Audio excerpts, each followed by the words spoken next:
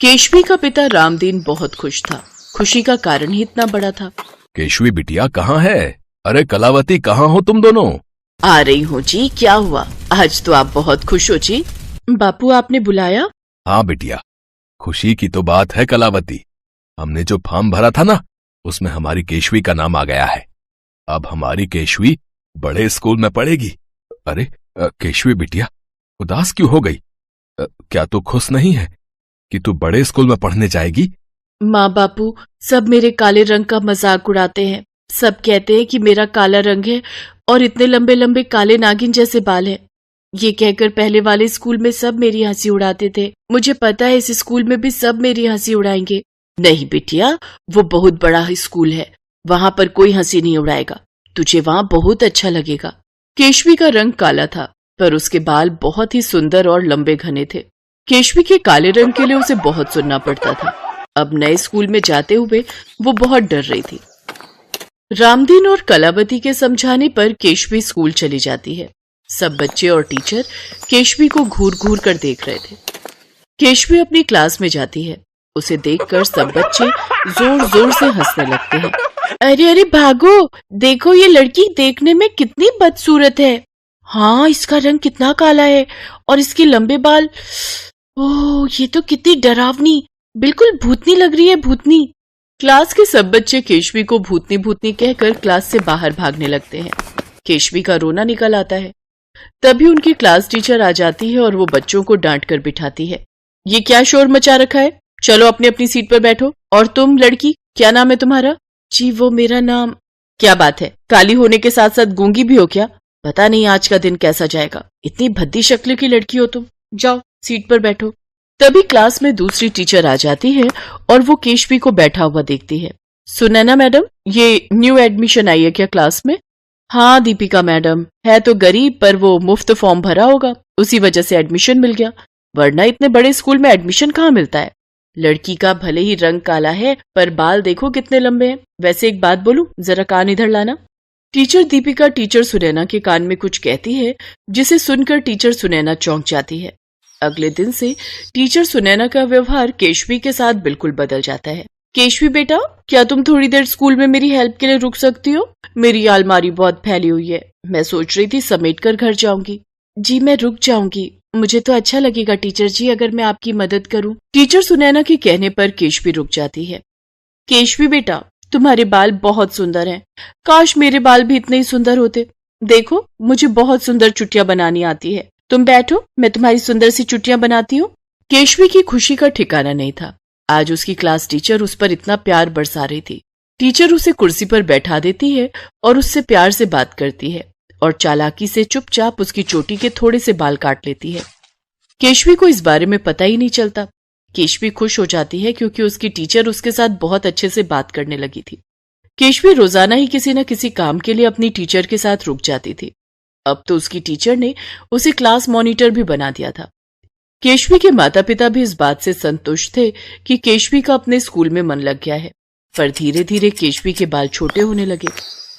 एक दिन केशवी सिर धोकर बाहर निकली तो कलावती उससे बोली, केशवी तेरे बाल इतने छोटे कैसे हो गए? तूने तो कटवाए भी नहीं, दिखा तो जरा, कहीं किसी सहेली ने तो नहीं काट दिए? पता नहीं माँ, मैंने तो कोई बाल नहीं कटवाए, फिर छोटे कैसे हो गए मुझे नहीं पता। नहीं, किसी ने मेरे बाल नहीं काटे माँ। अरे कलावती, तुम भी बेकार में बच्ची को परेशान कर रही हो। अब उसका स्कूल में मन लगा है तो तुम इन बालों के पीछे पड़ जाओ। अरे बाल तो घर की खेती है, जब मर्जी बढ़ा लो, जब मर्जी कटवा लो, और फिर टूट भी तो जाते हैं मौसम के अनुसार। जा बिटिया जा, तू तैयार होकर स्कूल जा। कलावती भी ये सब बातें सोचकर चुप हो जाती है, पर टीचर सुनैना का लालच बढ़ता ही जा रहा था। एक दिन उसने बहाने से जब केशवी को रोका तो कुछ ज्यादा ही बाल काट दिए और केशवी की नजर कैंची पर पड़ गई। केशवी रोने लगी। मैम, आपने मेरे बाल काट दिए। इसका मतलब मेरे बाल तभी छोटे हो रहे थे क्योंकि आप रोजाना बहाने से मेरे बाल काटती थी। पर क्यों? मैं सबको बता दूंगी कि आपने ही मेरे बाल काटे हैं। तभी टीचर दीपिका भी वहीं आ जाती है। अरे मैडम सुनैना, इस लड़की की इतनी लंबी जुबान, ये तो हमारी पोल खोल देगी। अरे कैसे पोल खोल देगी मैडम दीपिका, ये जानती नहीं है हम कौन है। ए लड़की, अगर तूने किसी को भी इस बारे में कुछ भी बताया तो तुझे स्कूल से निकलवा दूंगी, समझी? और फिर तुझे किसी भी स्कूल में एडमिशन नहीं मिलेगा। चुपचाप हमें तेरे बाल काटने दे। केशवी घबरा जाती है, वो कुछ भी नहीं बोल पाती। वो रोती हुई एक सुनसान सड़क पर चलती जाती है। उसे खबर ही नहीं थी कि वो घर के रास्ते नहीं बल्कि जंगल के रास्ते पर चली गई है। वो एक पेड़ के नीचे बैठकर रोने लगती है। अब मैं क्या करूं? मेरी सारे बाल टीचर ने काट दिए। अगर मैंने किसी से कुछ भी कहा तो वो मुझे स्कूल से निकाल देगी। फिर माँ और बापू कितने दुखी होंगे। पर मेरे बाल अगर कट गए तो मैं बिल्कुल गंजी हो जाऊंगी। मैं क्या करूं? मुझे कुछ समझ नहीं आ रहा। कौन मेरी मदद करेगा? तभी वहां पर एक सुंदर सी परी प्रकट होती है। मैं तुम्हारी मदद करूंगी। मैं एक जादुई परी हूँ। मैं तो जंगल में भ्रमण कर रही थी, पर तुम्हारी रोने की आवाज सुनी तो मैं यहाँ आ गई। बोलो, तुम्हें क्या परेशानी है बेटी?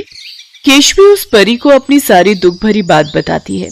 परी केशवी के सिर पर हाथ रखती है तो केशवी के बाल पहले जैसे लंबे और घने हो जाते हैं। ये देखकर केशवी बहुत खुश होती है, पर एकदम से उदास हो जाती है। उदास मत हो केशवी बेटा, अब जो भी तुम्हारे बाल काटने की कोशिश करेगा वो गंजा हो जाएगा, और जब तक वो सच्चाई नहीं बताएगा उसके बाल वापस नहीं आएंगे। यही सजा तुम्हारे बाल काटने वाले को मिलेगी। अब तो खुश हो ना? आप कितनी अच्छी हो परी माँ। तुम भी तो बहुत प्यारी बच्ची हो केशवी। चलो अब मैं चलती हूँ, मुझे अपने परीलोक रात होने से पहले लौटना है। इतना कहकर परी अदृश्य हो जाती है और केशवी खुशी खुशी घर आ जाती है। अगले दिन केशवी के लंबे बाल देखकर टीचर सुनैना हैरान रह जाती है। वो तो पूरी लालच से भर जाती है और सबके जाने के बाद जैसे ही टीचर सुनैना केशवी के बाल काटने लगती है, केशवी के बाल तो नहीं कटते पर टीचर सुनैना पूरी गंजी हो जाती है। टीचर दीपिका ने भी टीचर सुनैना का साथ दिया था, इसलिए वो भी गंजी हो जाती है। मैं गंजी कैसे हो गई दीपिका मैडम? आप भी गंजी हो गई, हम दोनों गंजे हो गए। ये कैसे हुआ? हाँ सुनैना मैडम, मैं भी गंजी हो गई, हम दोनों गंजे हो गए। अब हम दोनों इस क्लास से बाहर कैसे जाएंगे? सब हमारी हंसी उड़ाएंगे। हमारे बाल कहाँ चले गए? आप दोनों के बाल अब तब तक वापस नहीं आएंगे जब तक आप प्रिंसिपल मैडम और सबके सामने अपनी गलती को स्वीकार नहीं करोगे। परी माँ ने आप दोनों के बाल छीन लिए। अब आया मजा। किसी के बाल काटकर आप कितना खुश हो रही थी।